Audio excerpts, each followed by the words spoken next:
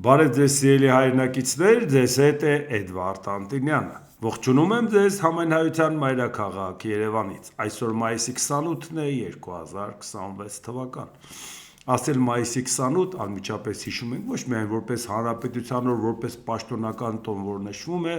այլ հիշում ենք Սարդարապատ, Բաշապարան, հիշում ենք, որ այդ անկախությունը, որ շատերն ասում են, դե ինչպես ստացանք, Վրաստանն անկախացավ, Ադրբեջանն անկախացավ, մենակ հո մենք չէինք մնալու Անդրկովկասյան սերվում, մենք էլ անկախացանք։ Հա բայց ինչ գին ունեցանք այդ անկախության համար։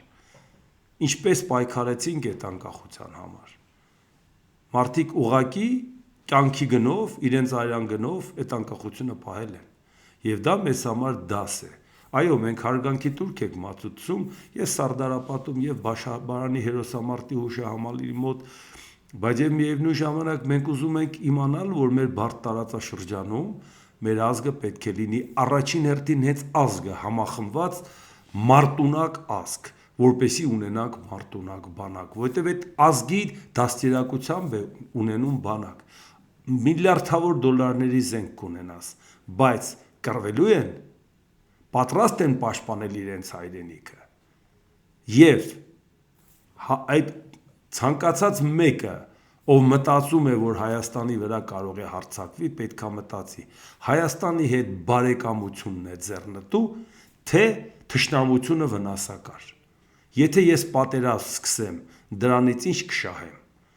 Մասնավորապես վերցնենք Ադրբեջանը։ Եթե Ադրբեջանը պատերազմի մեջ ներքաշվի, որի պատճառով իմանա, որ Ալիևը ուղակի դա կհամարեն իր համար անիմաստ արած քայլ եւ ներսում կառաջանա ապակայունացված վիճակ եւ ինչ որ ուժեր կօգտվեն, առավել եւս որ գիտեք այնտեղ ազգերազգություններ կան, որոնք այդքան էլ չեն սիրում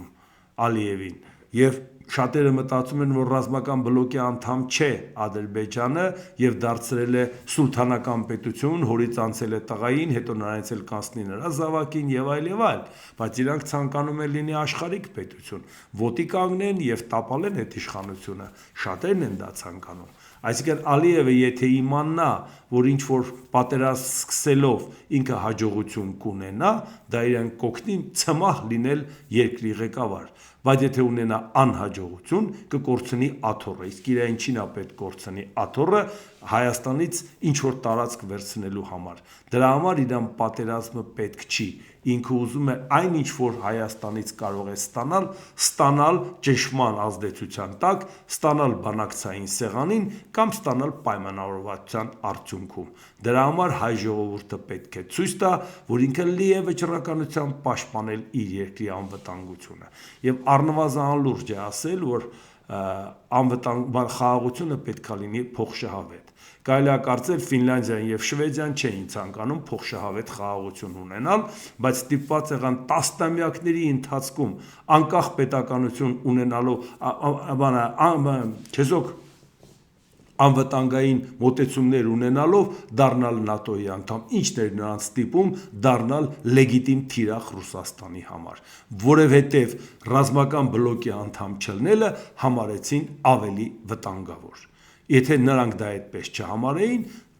աշխարհի ցանկացած հաշվարկով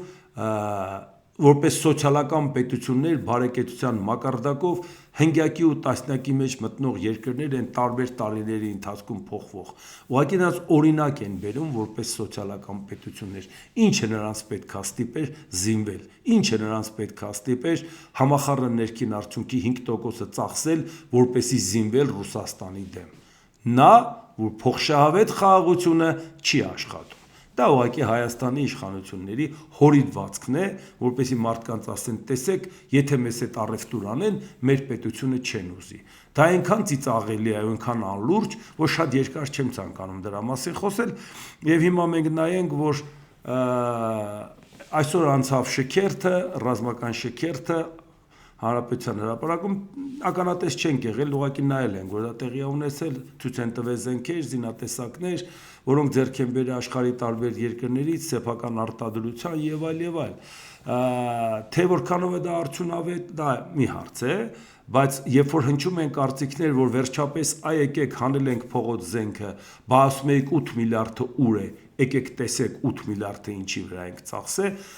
դա առնվազն անլուրջ է։ Այսինքն մենք խորհրդարանական կառավարման համակարգ բացարձակապես չունենք, որովհետև ինչ է նշանակում, եկեք ձեր աչքով տեսեք, որտեղ են միլիարդները։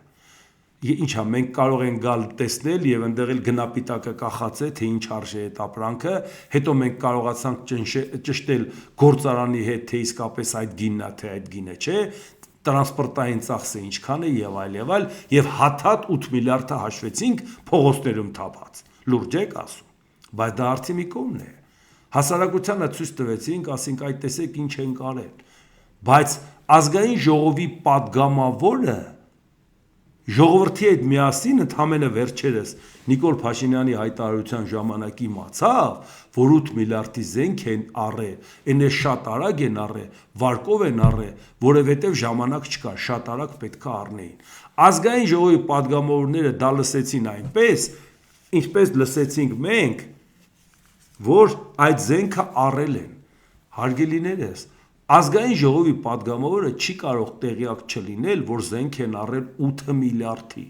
որովհետև եթե դա բյուջե ես հաստատում, նույնիսկ եթե որոշակի տողեր գաղտնի է, դա գաղտնի չի ազգային ժողովի падգամավորից, այսինքն նա չէր կարող չիմանալ, որ այսինչ հոդվածով այսքան գումար ծախսվել։ Եթե վարկ ավերցվել եւ այդ վարկային փաթեթով ձեռքաբերվել զենք, ապա չէր կարող այդ վարկը չհաստատվել ազգային ժողովի կողմից։ Դա ինչ է նշանակում պարտք։ Այդ պարտքը եթե վարկ ես վերցրել, այդ պարտքը պետքա երևա խորհրդարանական կառավարման համակարգի պարագայում ազգային ժողովի նախագահ, ազգային ժողովի падգամավորը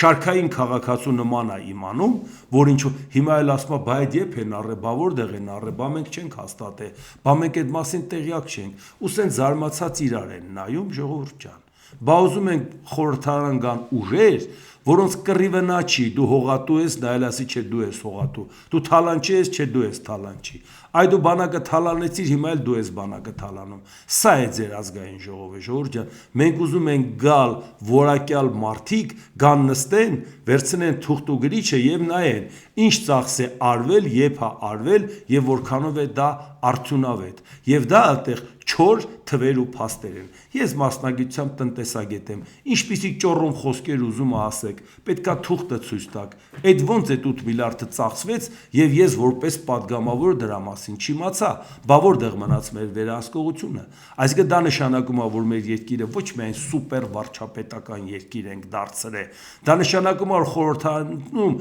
մենք ընդհանրապես ընդդիմադիր ուժեր չունենք։ Մինչև այսօր որևէ մեկը հայտարարել է, որ այդ 8 միլիարդը իրան կամ հաստատել են, կամ առանց իրանց են հաստատել։ Ոնց է դա հնարավոր։ Կամ իրանք փաստաթուղթը պետք է տեսնեն, թե այդ ոնց է ծախսվել, ում է փոխանցվել, ինչ ա եղել։ Ասում եկեք փողոցում նայեք։ Դուք հասկանում եք։ Այսինքն մեր մոտ այդ համակարգը գոյություն չունի։ Դուք ճիշտ եք փողոցում ցույց տալի։ Եթե դուք 8 միլիարդը փողոցում ցույց եք տալի, դա նշանակում է դա ոնց եք պատկեր, այդտեղ հեչ զենք չկա, որը պետք է գաղտնի լիներ։ Կամ ինչ-որ մակետ տեսնելով մենք պետք է հաշվարկ անենք, դրա համար մենք պետք է ունենանք որակյալ խորհրդարան, որոնք որ այդ աղմուկի մեջ, փոխադարձ իրար վիրավորանքի մեջ ուղակի աշխատեն։ Եթե իսկապես ձեռքաբերվել զենք, որը արդյունավետ է Հայաստանի համար, կանգնենք, ասենք, փառք ու պատիվ թույլ ես տվել հարյուրավոր սխալ, այս մի հարցում ճիշտ ես։ Մենք էլ ասենք թղթերը նայել ենք եւ համոզվել ենք, որ ճիշտ է։ Ժողովուրդ ջան, եթե մեզ վստահում եք, մեզ մանդատ եք տվել, ուրեմն ճիշտ է։ Իսկ եթե դուք թաքցրել եք եւ մի օր հանկարծակի եք բերել, չի կարող դա ճիշտ լինել։ Ուրեմն դա էլ պետք է ջրի երես հանել, ոնց եղավ, որ 8 միլիարդի փողը ծախսեցիք եւ մեկ էլ պատահաբար մի օր իմացան ազգային ժողովի ամբիոնից վարչապետի հայտարարությամբ։ Ուրեմն մեր երկրում պետական կառավարման համակարգ գոյություն չունի։ Հիմա ձեր ընտրությամբ դուք ուզում եք նորից բերեք խորհրդարան այսպիսի կառավարություն, որն ասում է ժողովուրդ իմացել եք 8 միլիարդը ոնց ենք ծախսել, արագ ենք ծախսել ու շտապ զենք ենք առել։ Կբերենք մենք ձեզ ցույց կտանք այդ զենքը, դուք կհամոզվեք։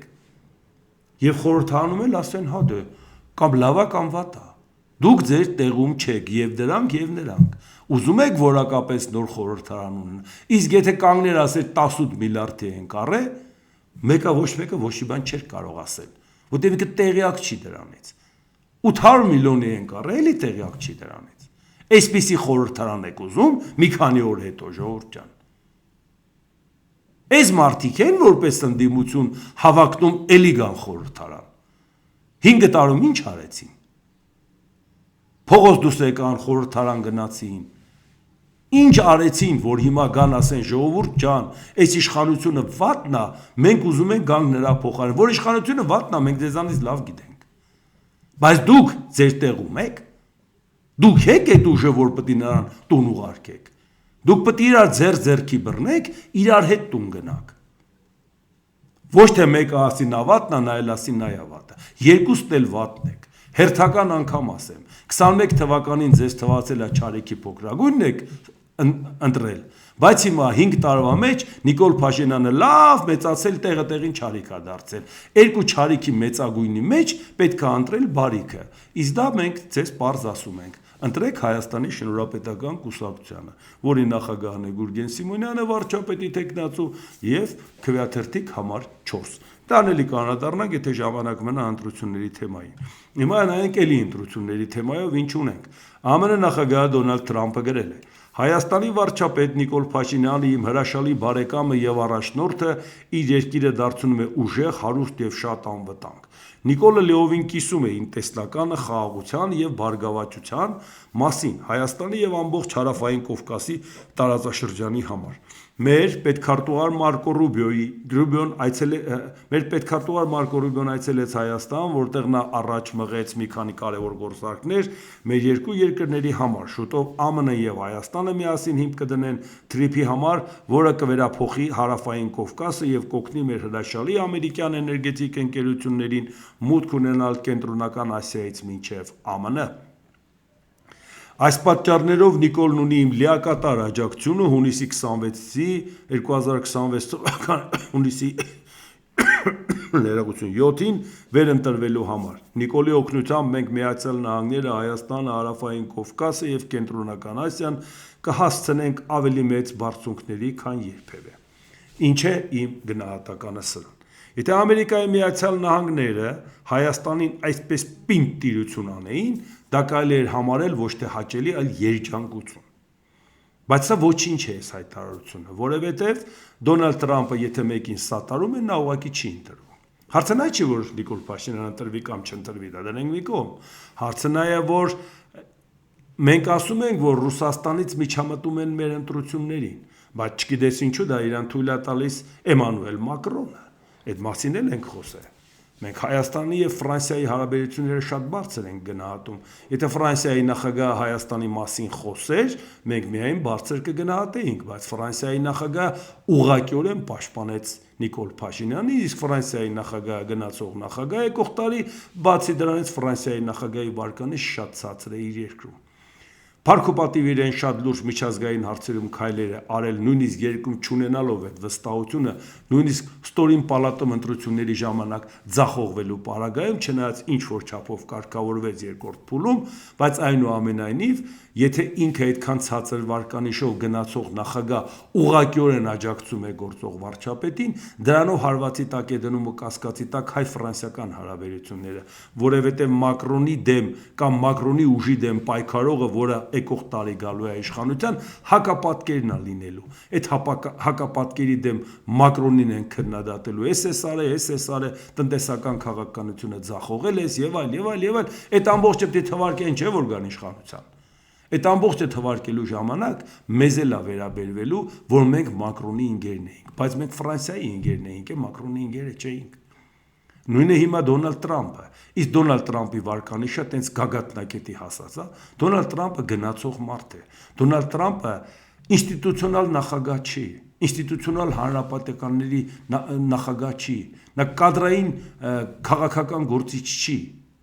որի պարագայում եթե վաղը նա խնդիրներ ունեցավ նոյեմբերի 3-ին, կամ լավ, եթե նոյեմբերի 3-ն է չասենք, թրիփը չի կառուցվելու մինչև իր պաշտոնաթողության ժամանակը։ Վաղը մյուս օրը նրանք ովքեր գալու են, լինելու են Թրամփի հակապատկերը, լինելու են Թրամփին քննադատելով են գալու իշխանության։ Նրա ամեն արածն են քննադատում, ոնց որ այսօր Թրամփը քննադատում է իր նախկինների արածը լավ կամ վատ ամեն ինչը։ Այդ մյուսներն էլ են գալու դա անեն։ Հանրապետականներն էլ Թրամփիզմը առաջ չեն տանելու, որ ասեն գիտեք ինչ, Թրամփը գնում է, բայց իր բարի միտքը մեզ հետ է։ Բերեք ընտրենք Թրամփի թիմից մեկին, որը շարունակի Թրամփի ծրագիրը։ Դուք իրոք կարծում եք, որ Ամերիկայում տենչում են Թրամփի ծրագիրը շարունակել Մարկո Ռուբիոյի տեսքով կամ Ջեյ Դի Վենսի տեսքով, փոխնախագահի կամ պետքարտուղարի։ Դա խորը թյուրիմացություն է, ժողովուրդ ջան։ Այդ իսկ պատճառով այն ինչ որ հիմա այդպես ոգևորված Դոնալդ Թրամփը ներկայացնում է, դրանով Ռուսաստանի հիմք է տալիս, որ իրանք էլ միջամտեն,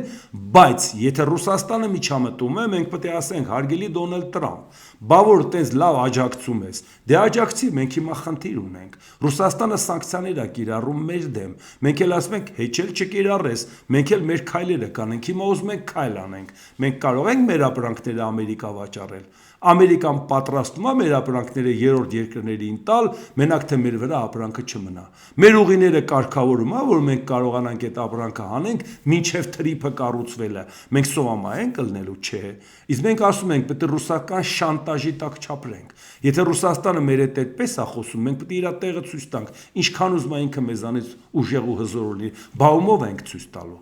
Հաստատ ոչ մեզանով։ Գտնում ենք Եվրամիությունով։ Այդ ենք կարող անել, ուրիշ ինչ ասենք։ Այդ ունենք ռեալ հնարավորություն։ Եթե Ամերիկան ասում է, բա դու իմ լավ ընկերն ես, քո միջոցով եմ տեսնում ես ամեն ինչը, բա հիմա դու գիտես, որ դա հայտարարեցիր եւ Ռուսաստանը վատ է ընդունելու։ Դե հիմա քո ձեռքը վերցրու այդ ամեն ինչը եւ ասա, որ բանը Նիկոլ, դու ինչ խնդրեմ ունես, որ մի հատ ասա տենամ գազն ես կարում, չես կարող ուրիշ տեղից ստանաս։ Արի մի հատ տենանք ոնց չես կարող ստանաս։ Էսա հենց հիմա այդ հարցը կարգավորեմ։ Ապրանքը չես կարողանում միտեղ վաճառես։ Գիտես ինչքան ծրագրեր ունեմ զարգացող երկրներում։ Արի լրիվ հավաքենք ու տանենք որտեղ ուզենաս։ Այդ ի՞նչ մի խնդիր է։ Այդ ինչքան քեզ փող է պետք։ Արի մի հատ այդ փողի հարցը լուծենք։ Բարա մենք էլ ասենք վայ քու ցավը տանեմ, քու պես մարդ չկար։ Այ բոլորը խոսում էին, դու կոնկրետ գործ ես անում։ Հիմա դու կոնկրետ այս հայտարարությամբ հիմք ես տալի, որ իրականում Ռուսաստանը միջամտի մեր գործերին, բայց դու իրական քայլ չես անում բացի այս հայտարարությունը, որովհետև քո հայտարարությունից հետո սովորաբար պարտվում են։ Էլ չեմ ասում, որ Ամերիկայի Միացյալ Նահանգների տեղական մարմինների ընտրություններում մարդիկ առանձնապես ծրագիր չեն ներկայացնում։ Գնում են Թրամփին քննադատում ընտրվում։ Հիմա սրանից մեր օգուտ էր, թե չէ։ Եթե հարցը վերաբերվի, որ Նիկոլ Փաշինյանին օգնի Նիկոլ Փաշինյանը պարտվի, այդ ընդհանրապես կասենք, այդ քո խնդիրն է, այլ որ Վիկտոր Օրբանը պարտվեց ինչ։ Բայց Հայաստանը հիմա մտնում է սանկցիայի տակ, իսկ մեր գործընկեր Ամերիկան, որը սատարում է Նիկոլ Փաշինյանին, գործնական օգնություն չի ցուցաբերում։ Միայն ասում է դու ես թղթերը ստորագրի, հողերն ու փողերը, հումքերը, էսը, բանը, թանկարժեք մետաղները, ճանապարհը, թրիփը, այս բոլորը անենք, այս սա շատ լավ է մեզ համար։ Բայց դու այսօր ողջունում ես, այսօր սանկցիա ենք կիրառում, վաղը մենք ինչ քայլ ենք անում, կարող ենք հույս դնել քո վրա։ Չենք կարող դնել հույս։ Այդ է հարցը, թե չէ Ամերիկայի Միացյալ Նահանգները մեր գործընկերն է, Աստծուց կրակ ենք ուզում։ Դուք գանք փողոց, ասենք Աստված պահի Ամերիկան։ Ո՞վ է դրանում կասկածում։ Իսկ հիմա նայենք, ինչա տեղի ունենում մեր շուրջ։ Ռուսաստանի անվտանգության խորհրդի քարտուղար Սերգեյ Շոյգու, ինչ վերաբերում է ռազմավարական գործընկերության պայմանագրին, եկեք պատկերացնենք, մարդը ժամանում է ընդամենը 1 ժամով, ի նկատի ունի Մարկո Ռուբիոյին պետքարտուղար։ Ու այդ 1 ժամվա ընթացքում հասցնում է ռազմավարական գործընկերության պայմանագիր ստորագրել։ Սա ավելի շատ նման է նախընտրական քարոզարշավի կամ նախընտրական քարոզարշավին աջակցելու փորձի։ Ավելի լուրջ մանրամասների մեջ խորանալը դժվար է, որովհետև նախ այդ մանրամասները չկան, եւ երկրորդ ռազմավարական գործընկերության պայմանագիրն ինքնին պետք է նախատեսի առանձին ուղղություններ եւ դրանցից յուրաքանչյուրը պետք է բավականին խորը մշակված լինի։ Մենք դա դեռ չենք տեսել։ Այո, ռազմավարական գործընկերություն համարենք ընդհանրապես հայեցակարգային փաստաթուղթ, համարենք ինչ որ հռչակագրի նման մի բան, որ կոնկրետ ուղղությունները հետագայում պետքա դնես դրա տակ։ Դրա տակ ոչինչ չդրեցիր, այդ փաստաթուղթը ոչինչ է։ Դրա տակ կոնկրետ դրեցիր ուղղություններ, դա շարունակություն է։ Դա պարզապես նրա համար է, որ դնես դարակի վրա, երբ որ ուզենաս հարաբերությունը զարգացնես, ասես, «Բա մենք ռազմավարական գործընկեր ենք»։ Եթե չուներաս, տենց է դարակի վրա կմնա, ժողովուրդ ջան։ Հիմա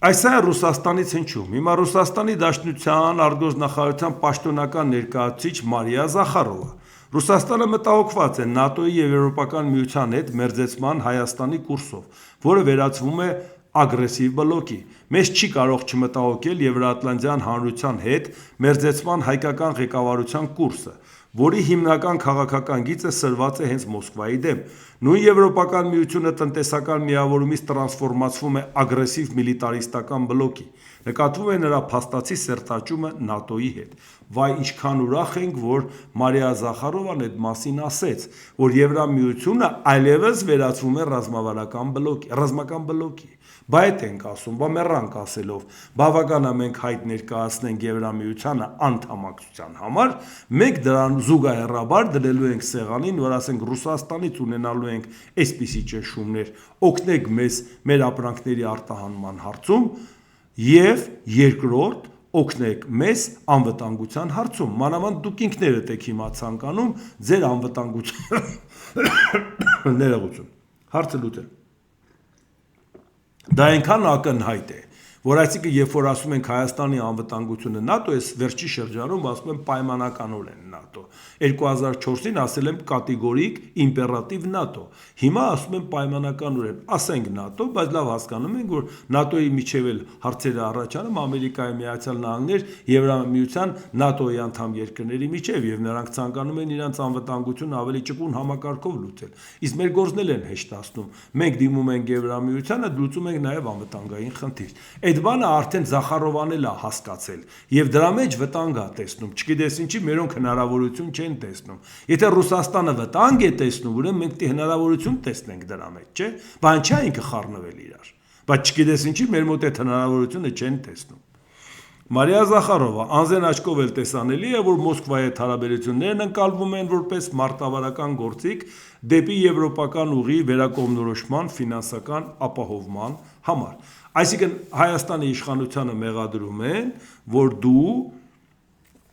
ուզում ես մեզանից ֆինանսապես օգտվես, բայց քայլեր անես դեպի Եվրոպա։ Նիկոլ Փաշինյանը դեպի Եվրոպա ոչ մի քայլ էլ չի անում, այդտեղ ուղակի իրանք ճիշտ չեն ասում, բայց իրանք պարզապես ասում են դու նույնիսկ ձևականորեն հայտարարես, որ դու գնում ես Եվրոպա, դա մենք քեզ թույլ չենք տա։ Եթե դա այդպես է, արի հիմա կողմնորոշվի, որովհետև դու խաղեր ես տվե Եվրոպայի հետ, մեզ հետ, մյուսի հետ։ Ամեն մեկին ինչ որ բան ես հավատարմության երթում տվել, մեզ դա դուր չի գալիս։ Եվ եթե մենք ունենք այնտեղ ռուսամետ ուժեր, մենք այդ ռուսամետ ուժերին կպաշտպանենք, մինչև հիմա չենք խառնվել։ Բայց եթե տեսնում ենք, որ դու չես մեր գործընկերը, մենք կխառնվենք։ Իսկ մենք գիտենք, որ այդ մարտիկ ուշտնումիթները Ռուսաստանի ազդեցությունը մեծացնելն է։ Դուք ինչ եք ուզում, որ մեր երկիրը ավելի թաղվի ռուսական ճահիճում, հա։ Դուք ուզում եք, որ անկախության ժամանակ ծնված ձեր երեխաները, որոնք սովետական միություն չեն տեսել, ես սովետական միություն 31 տարի տեսել եմ, կյանքս պատրաստ եմ դնել ու դնում եմ, որպեսզի հաջորդ սերունդը ռուսական ազդեցության տակ չմնա, որովհետև մենք սովետ ենք տեսել։ Լավն էլ ենք տեսել, վատն էլ ենք տեսել, դա մեր կյանքն է եղել, բայց ասել ենք մեր հաջորդ սերունդը այն որ ասում ապրեք երեխեք, բայց մերպես չապրեք։ Մենք այսօր կռիվ ենք տալիս, որ Հայաստանը չմնա խորհրդային միությունից ժառանգված այս Ռուսաստանի ճահիճի մեջ, բայց պարզվում է անկախության ժամանակ մեր երեխաներին ներգրավում են ռուսական ճահիճի մեջ Հայաստանի տարածքում։ Դուք տեսել եք, քանի երիտասարդ է աշխատում այդ ռուսամետ ուժերի գրասենյակներում։ Ուղղակի փող են ստանում եւ աշխատում են։ Ինչ է իրանք իրենց ապագան պատկերացնում են ռուսաստանյան ճահիճում կամ ռուսական փլատակների տակ։ Իհարկե ոչ։ Ինչ է այդքան գրագիտություն չունեն, համակարգչի դեմը նստած աշխատում են, լեզվի են տիրապետում, գրագետ մարդիկ են, գրասենյակներում ու պետք է հավաքագրեն, ժողովուրդ ջան։ Այդ մարդիկ չգիտեն իրանց ուր են տանում։ Այդ մարդիկ նույնիսկ եթե փողը վերցնեն, որ մարդկանց հետ աշխատանք տանեն, այդ մարդիկ իրանց ապագան պատկերացնում են ռուսական ազդեցության տակ։ Բա ի՞նչն է ստիպել, որ նրանք գնան այդ մի քանի կոպեկի համար ծառայեն երիտասարդ մարդիկ օգնեն այդ ուժերին, որ նրանք կարողանան իշխանության գալ։ Մենք մեր ձեռով մեր երկրի ներսում ենք դրանում օգնում։ Հետո ասում են երիտասարդները ապա քաղաքական են։ Բայց երիտասարդներն ինչ է քաղաքական ուժերի մեջ ներգրավել։ Լավ այդ մտեք գրասենյակներ նայեք ինչա կատարվում։ Ձեզ թվում է մենք այդ տվյալները չունենք։ Այդ ու երիտասարդներն են համարում իրանց ապագան դա Պուտինն է։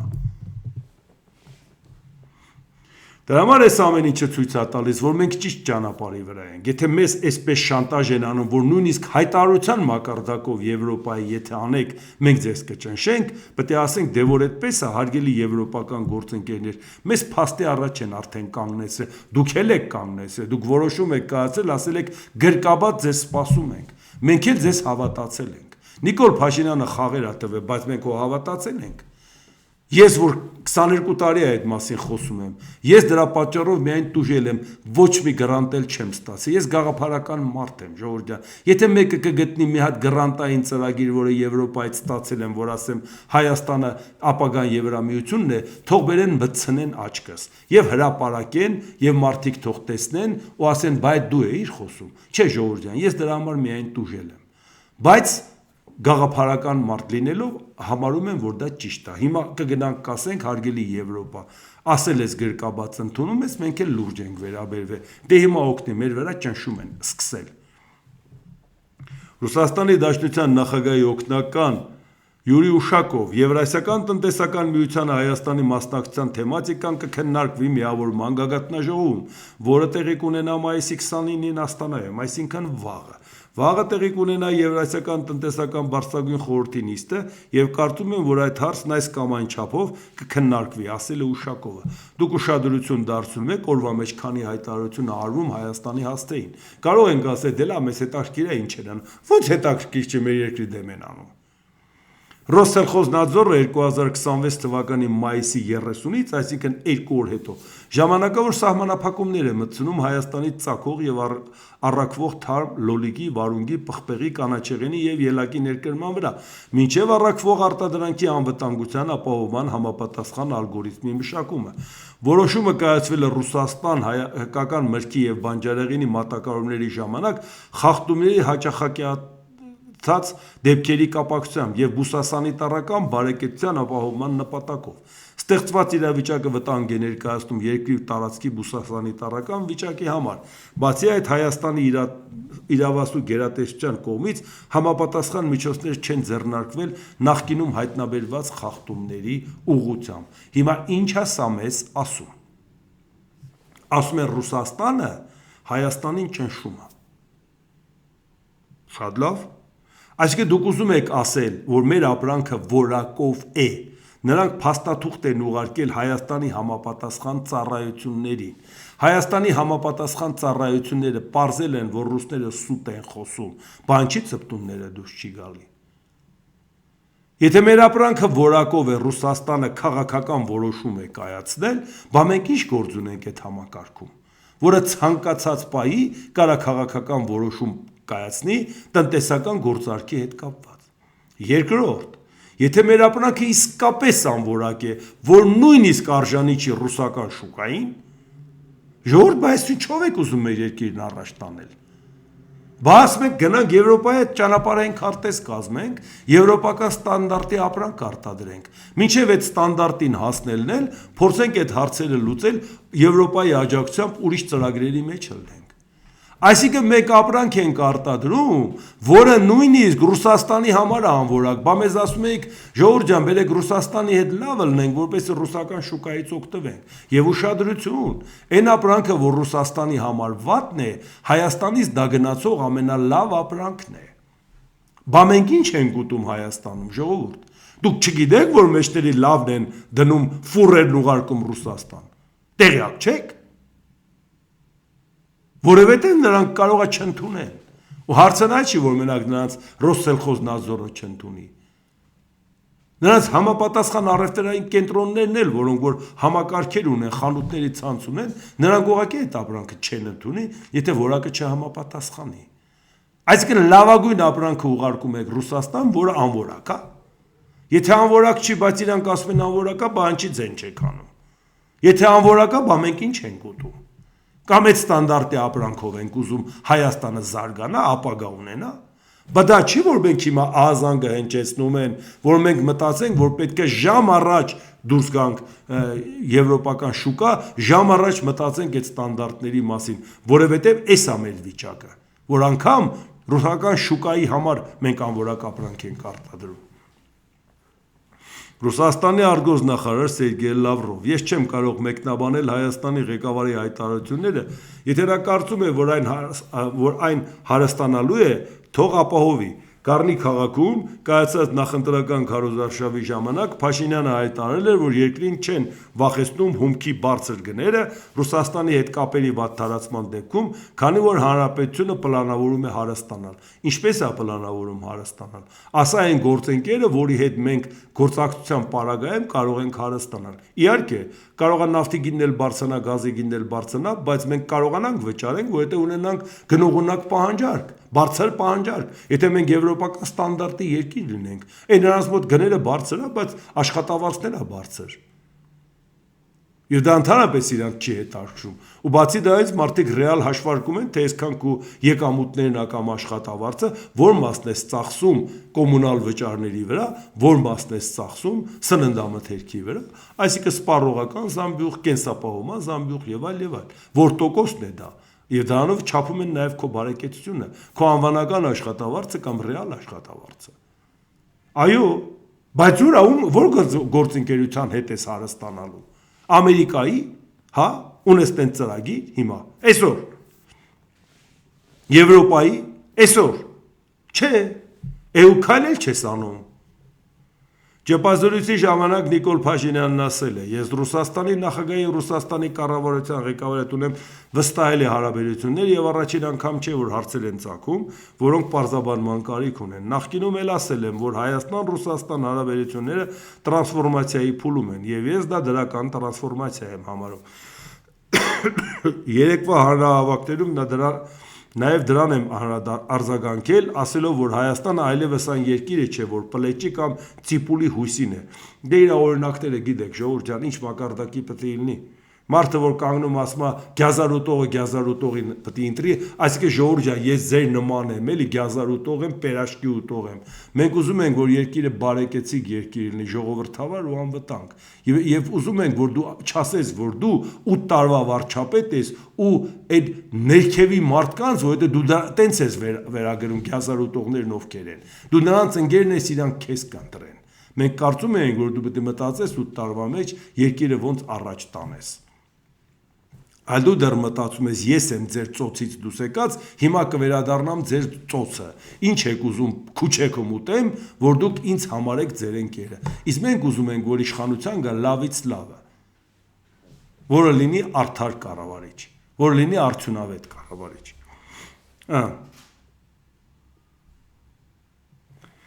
Այսինքն, որ պլեճի կամ ծիպուլի հույսին է, երբ հանկարծ լուր տարածվի, որ կարտոշկի գինը 5 դրամով բարձրանում է, ժողովրդի ճնշումը բարձրանա։ Պատասխանելով հարցին, թե արդյոք ռուսական ճնշումների հետևանք էր այն հայտարարությունը, որ ԵԱՏՄ-ից դուրս չեն գալու, Փաշինյանը պատասխանեց. այնինչ ես երեկ ասել եմ մի տարի առաջ, դրանից առաջ, եւ ես երբեք չեմ հայտարարել ԵԱՏՄ-ից դուրս գալու այսօրվա մեր մտադրության մասին։ Ես ասել եմ, որ մինչև այն կետը, քանի դեռ Եվրասիական տնտեսական միության անդամ լինելը եւ Եվրամիության անդամագրվելու գործընթաց սկսվելու մասին օրենքի նախագծի պրոցեսները համատեղելի են, մենք այդ ճանապարհով գնալու ենք։ Եվրասիական տնտեսական միությունից ոչ միայն չենք պատրաստվում դուրս գալ, այլև պատրաստվում ենք մեր լծակները եւ մեր ներգրավվածությունն օգտագործել մեր երկրի տնտեսական շահերը պաշտպանելու համար, ասել է Փաշինյանը։ Այսինքն դու դուրս գալու ցանկություն չունես, մտադրություն չունես,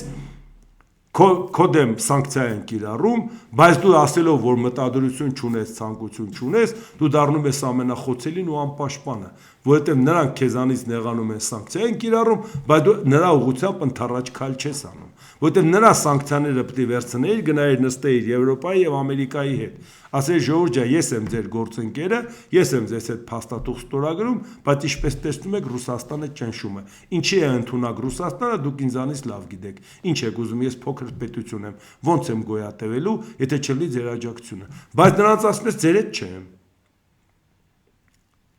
Բայց ո՞նց ես դու դիմանալու, մենակ մնալով ես դիմանալ Ռուսաստանին։ Ռուսաստանի դեմ մի ձևով կարող ես դիմանալ, որ մի համակարգի անդամ լինես, որտեղ ապահովես քո տնտեսական անվտանգությունից սկսած, մինչև առհասարակ քո անվտանգային ամբողջ փաթեթը։ Վարչապետ Նիկոլ Փաշինյան, մենք համագործակցություն ունենք Իրանի Իսլամական Հանրապետության հետ եւ ի հեճուկս բոլոր դժվարությունների ու խնդիրների, այս ընթացքում Իրանի հետ մեր փոխվստահությունը խորացել է, որովհետեւ մենք մեր պայմանավորվածություններին եւ պատկերացումներին համապատասխան ենք գործել։ Միևնույն ժամանակ կարողանալով պահպանել վստահելի հարաբերություններ Միացյալ Նահանգների եւ Իրանի Իսլամական Հանրապետության հետ։ Փաշինյանը շեշտեց. վստահ է, որ դա տեղի է ունենում մի բանի շնորհիվ մենք խաղեր մի վարքյան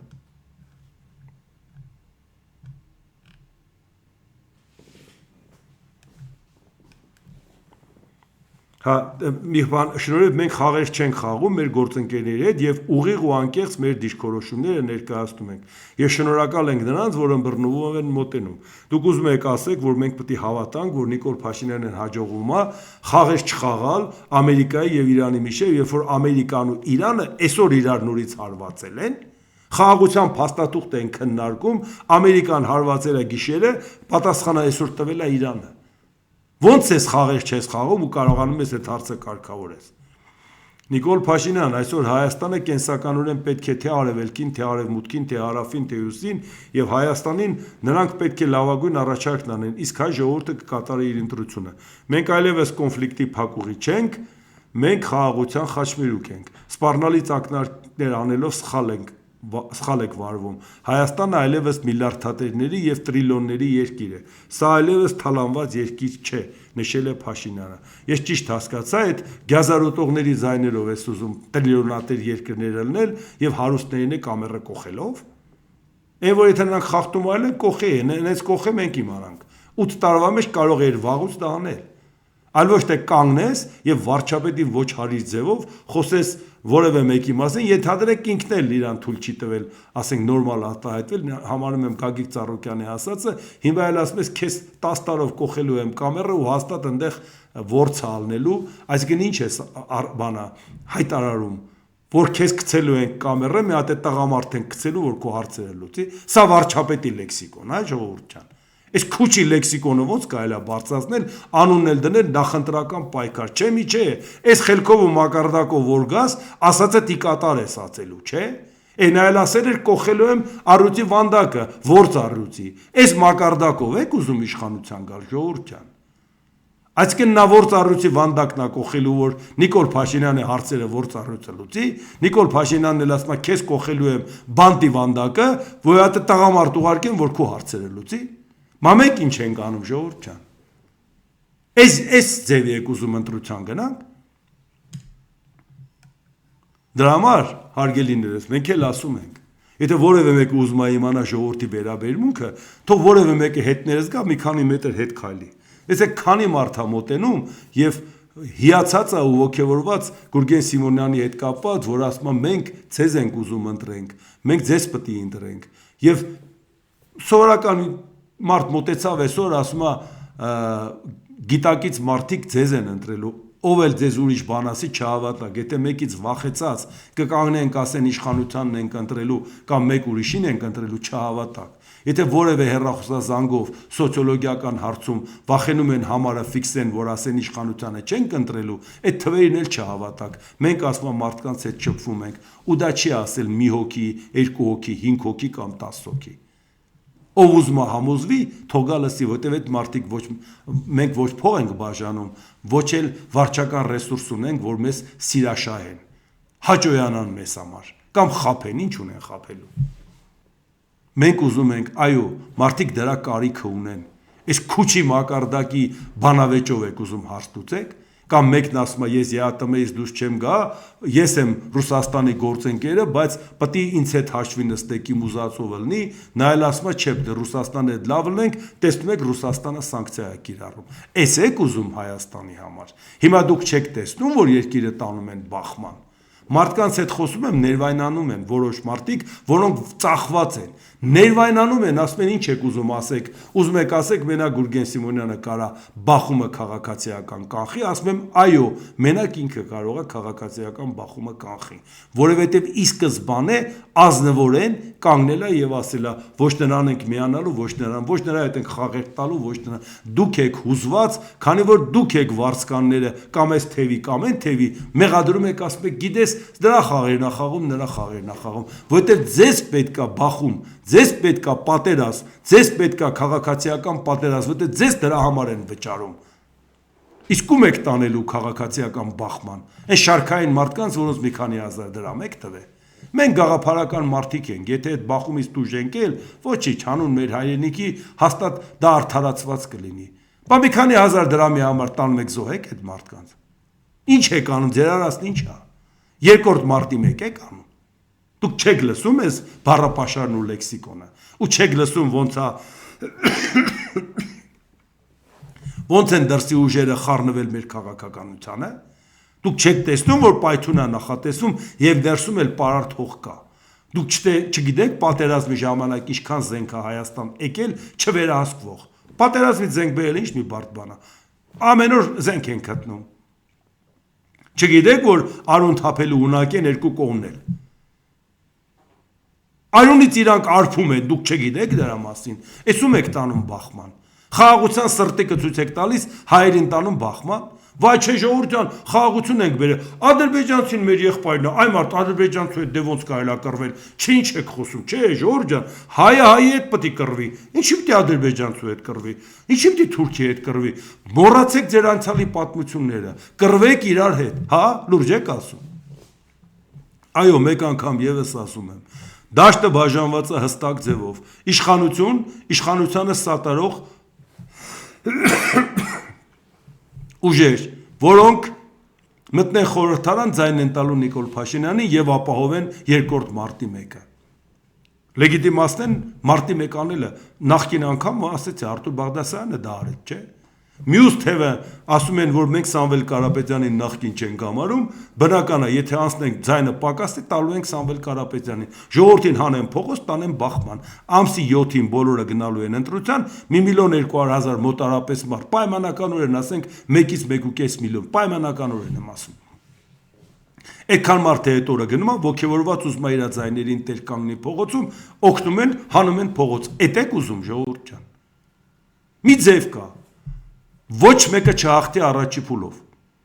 Դրա համար պետք է ընդհանրապես Հայաստանի շնորհապետական կուսակցությանը ձայն տալ, որը ոչ մի պարագայում այդ ձայները չի տալու ոչ նրան, ոչ էլ նրան։ Այդ դեպքում առաջի փուլից հետո ոչինչ էլ չի լինի, բախում էլ չի լինի։ Կսկսվի ուրիշ process, որի ժամանակ մենք կկարողանանք այդ հարցերը կարգավորել։ Այս սրա մասին է խոսքը եւ դրա համար ժողովուրդ ջան, ձեզ պարզ ասում ենք, իմացեք, որ դա է այս հարցի լուծումը, քաղաքացիական պատերազմից խուսափելու կամ մեկ տարբերակ, դա Հայաստանի շնորհապետական կուսակցությանը ձեր ձայնը տալն է։ Մի քանի օր հետո մենք կհամոզվենք, դա ճիշտ էր թե սխալ։ Դե ինչ, այսօր այսքանը, եթե հավանեցիք սեղ 1 լայք կոճակը, բաժանորդագրվեք Էդվարդ Անտինյան YouTube-յան ալիքին, սեղ 1 զանգակ կոճակը, գրեք մեկնաբանություններ, գրեք հարցեր, դիտեք եւ դատեք ինքներդ։ Շնորհակալություն։